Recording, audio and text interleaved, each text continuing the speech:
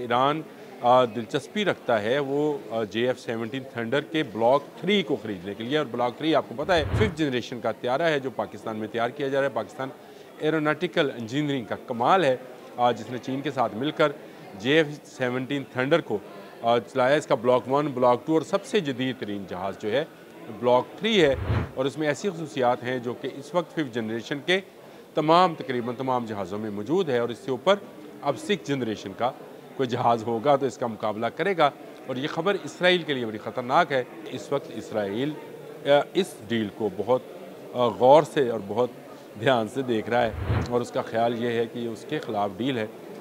सही भी है, ईरान की भारत से तो कोई दुश्मनी नहीं है। ईरान की डायरेक्ट अगर किसी मुल्क से दुश्मनी है तो वो इसराइल से। और अगर उसको 5th जनरेशन का एक जहाज़ सस्ते दामों मिल जाए तो फिर ईरान पर कोई हमलावर नहीं होगा, क्योंकि ईरान उसके मुकाबल की, उसके बराबर की टेक्नोलॉजी और जहाज़ रखता होगा जो दुश्मन को जवाब देने के लिए काफ़ी होंगे। बिस्मिल्लाहिर्रहमानिर्रहीम, अस्सलाम वालेकुम। बोलते कालम के साथ मैं आमिर रज़ा ख़ान। और बहुत अहम ख़बर है। ख़बर ये है कि पाकिस्तान को JF-17 थंडर का एक और गाहक मिल गया है। जी हाँ, ये ख़बर है जो कि ईरान से निकल कर आई है कि ईरान दिलचस्पी रखता है वो JF-17 थंडर के ब्लॉक 3 को ख़रीदने के लिए। और ब्लॉक 3 आपको पता है 5th जनरेशन का तैयारा है जो पाकिस्तान में तैयार किया जा रहा है। पाकिस्तान एरोनॉटिकल इंजीनियरिंग का कमाल है जिसने चीन के साथ मिलकर JF-17 थंडर को चलाया। इसका ब्लॉक 1, ब्लॉक 2 और सबसे जदीद तरीन जहाज़ जो है ब्लॉक 3 है। और उसमें ऐसी खसूसियात हैं जो कि इस वक्त 5th जनरेशन के तकरीबन तमाम जहाज़ों में मौजूद है। और इससे ऊपर अब 6th जनरेशन का कोई जहाज़ होगा तो इसका मुकाबला करेगा।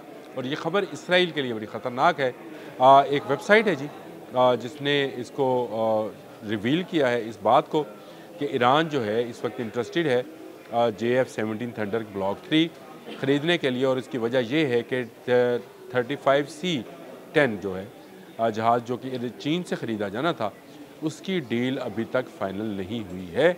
और फ़ाइनल ना होने की बड़ी वजूहत ईरान की जानिब से चंद एक तहफ़्फ़ुज़ात का इज़हार था, जिसके बाद ईरान ख़त्ते में दूसरी जानब देखने लगा। और दूसरी जानब जो पाकिस्तान चीन के साथ मिलकर जहाज़ बना रहा है जो कि कम्बैट के लिए, अब जंग के लिए और ज़मीनी और फ़ज़ाई जंग के लिए मौजू तरीन जहाज़ है। और उसकी जदीद तरीन जो शक्ल है वो JF-17 थंडर ब्लॉक 3 है जिसमें वो तमाम मिसाइल जो किसी भी 5th जनरेशन जहाज़ के अंदर होना ज़रूरी हैं, जैसे एयर टू एयर है, एयर टू सरफेस है, वो तमाम मिसाइल इस जहाज़ के अंदर फ़िट हो सकते हैं। और इसका आगाज़ कहाँ से हुआ ये अब बड़ी ज़बरदस्त है कि एक आपको मैंने बताया था शायद जब मैंने कहा था कि पाकिस्तान खत्ते के ममालिक दूसरे ममालिक के साथ मिलकर फ़ौजी इत्तेहाद बनाने जा रहा है, तो उसमें मैंने कहा था कि जो मशक़ें हो रही हैं वो बहुत अहम हैं।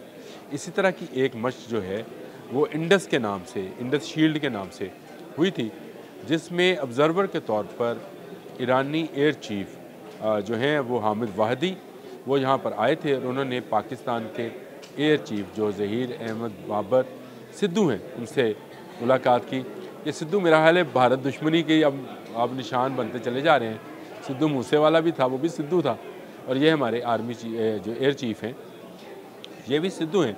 और ज़हीर बाबर साहब सिद्धू ने जो उनसे मुलाकात की थी उसकी एक ख़बर भी निकल कर आई थी कि एक मुलाकात हुई जिसमें दोनों तरफ से दोनों ममालिक में बाहमी तौर पर जो है आर्मी तावन पर जो है वो इसका इजहार किया गया कि दोनों ममालिक क्योंकि खत्ते में एक दूसरे के हमसाया भी हैं तो आपस में कोऑपरेशन करेंगे। लेकिन जो जिस वेबसाइट का मैं आपसे जिक्र कर रहा हूँ वो डिफेंस एशिया सिक्योरिटी वेबसाइट है जिसने ये ख़बर निकाली कि ये सिर्फ़ एक मुलाकात नहीं थी, बल्कि इंडस शील्ड में जहाँ बहुत सारे दूसरे जहाज़ों को ऑब्ज़र्व किया ईरानी एयर चीफ़ ने, वहीं उन्होंने JF-17 थंडर को भी बहुत करीब से देखा, उसको अंदर से बाहर से खंगाल कर देखा।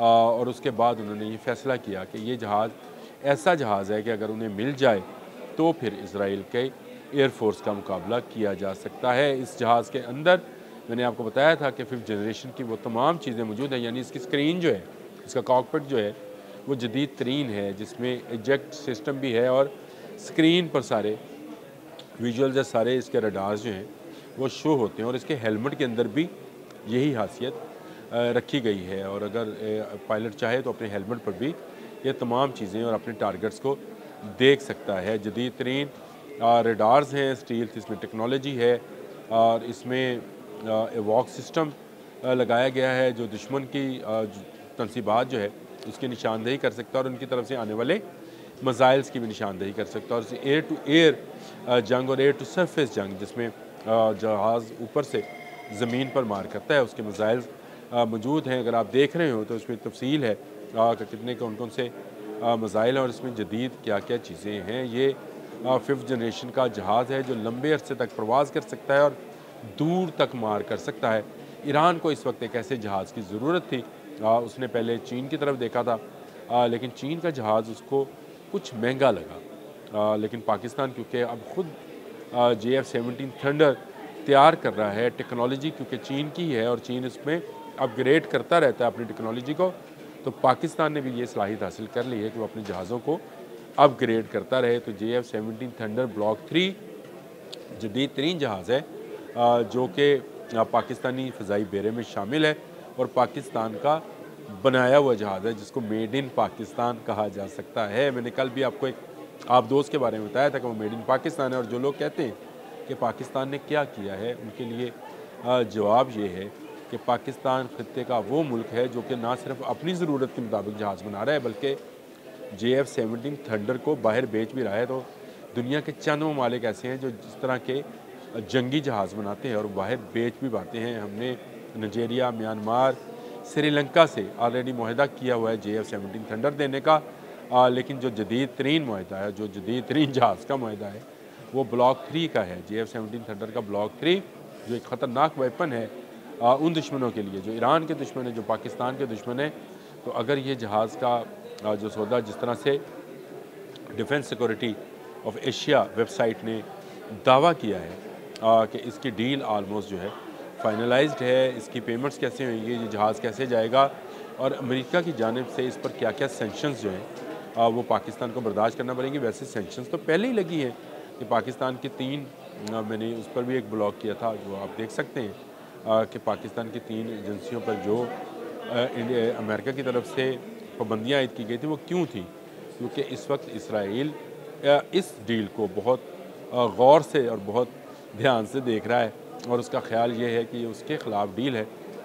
सही भी है, ईरान की भारत से तो कोई दुश्मनी नहीं है, ईरान की डायरेक्ट अगर किसी मुल्क से दुश्मनी है तो वो इसराइल से, और अगर उसको 5th जनरेशन का एक जहाज़ सस्ते दामों मिल जाए तो फिर ईरान पर कोई हमलावर नहीं होगा, क्योंकि ईरान उसके मुकाबल की, उसके बराबर की टेक्नोलॉजी और जहाज़ रखता होगा जो दुश्मन को जवाब देने के लिए काफ़ी होंगे। बड़ी ख़बर थी, मैंने कहा मैं आपसे बता भी दूं कि ईरान पाकिस्तान के JF-17 थंडर ब्लॉक 3 को ख़रीदने में ना सिर्फ इंटरेस्टेड है बल्कि जिस वेबसाइट का मैंने जिक्र किया और इसके अलावा एमिरेट्स में बहुत सारी वेबसाइट जो हैं इस बात का दावा कर रही हैं कि डील आलमोस्ट डन की, डील आलमोस्ट डन हो चुकी और अब सिर्फ छोटी छोटी चीज़ें हैं जो देनी है कि कब जहाज़ जो है वो दिया जाएगा, मोड ऑफ पेमेंट क्या होएगी, इस तरह की चीज़ें जो है इस वक्त आलमी मीडिया में है।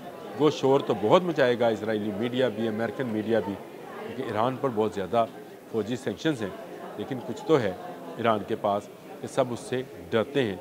और अब अगर उसके पास JF-17 थंडर ब्लॉक 3 आ गया तो डरने वाली बात तो दुश्मन मुल्कों के लिए है और पाकिस्तानियों के लिए खुशखबरी है कि पाकिस्तान के बनाया हुए जहाज़ बैरूनी दुनिया में डिमांड हासिल करते चले जा रहे हैं और पाकिस्तान की ये इंडस्ट्री जो है ये परवान चढ़ रही है। मेरा ख्याल है दिफाई इंडस्ट्री परवान चढ़ाना कहीं कोई गलत तो नहीं है, और अगर हम ईरान को देंगे तो ये भी हमारा इस्लामी बरादर मुल्क है जिसने सबसे पहले पाकिस्तान को कबूल किया था, सबसे पहले पाकिस्तान को तस्लीम किया था, और आज हम तस्लीम करते हैं कि ईरान का दिफा पाकिस्तान का दिफा है। आज के लिए इतना ही। अल्लाह हाफिज़।